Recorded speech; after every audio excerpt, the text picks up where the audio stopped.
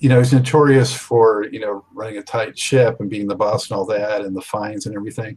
Did you kind of manage to steer clear of that for the most part, or did you ever get in a little hot water with the boss? No, I never did anything wrong. They would he would say fines and stuff. I would see people get fined, but I usually agreed with them. They come late, be out of uniform or whatever, and you get a fine for something like that.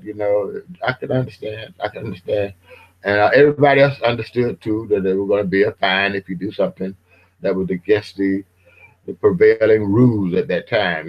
So yeah, it was okay. As long as you didn't directly challenge James, he was cool with you. Just say yes, sir, Mr. Brown, and do what he said. And as long as you did that, everything was all right. Once you crossed him, though, then you had a problem, because he would not lose an argument or fight.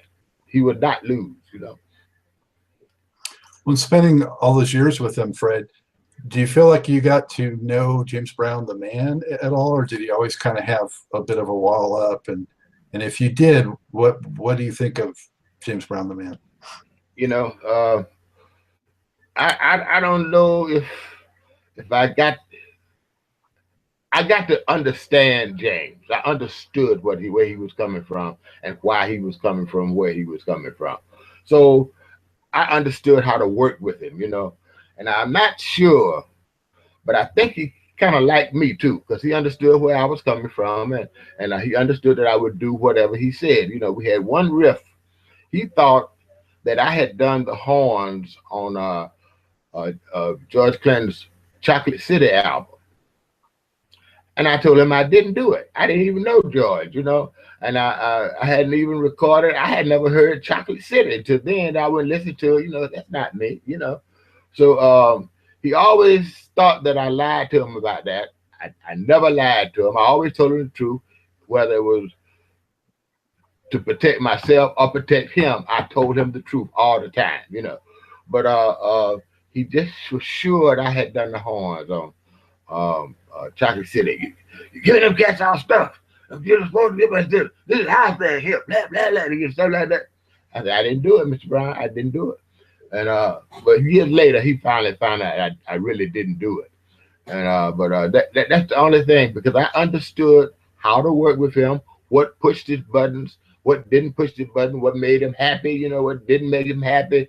I understood all of that for the most part. Sometimes I would make a mistake, but that's how we got along together, and we got real close. I think maybe he might have really liked me, but I don't know. I don't know if he did or not. It seemed like he would do whatever he could to keep me from having fun.